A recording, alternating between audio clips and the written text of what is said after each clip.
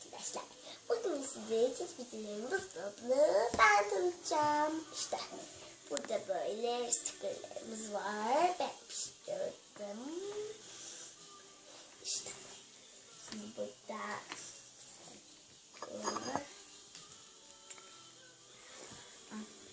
bu deterjan arkadaşım. Bu makarna arkadaşım. Burada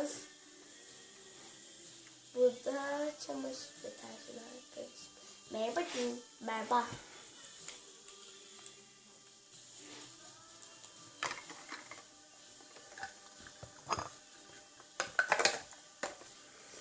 Bu da ekmek arkadaşım. Merhaba diyeyim.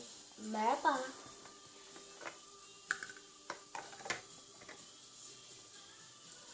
İşte şimdi burada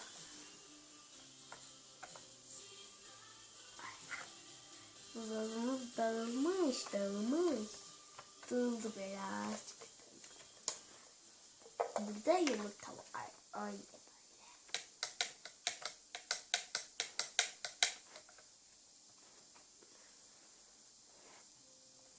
İşte.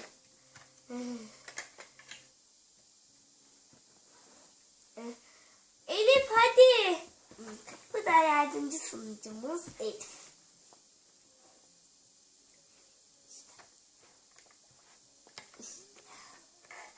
Buradan bahsettiğimizde kaydırağımız böyle çalışıyor.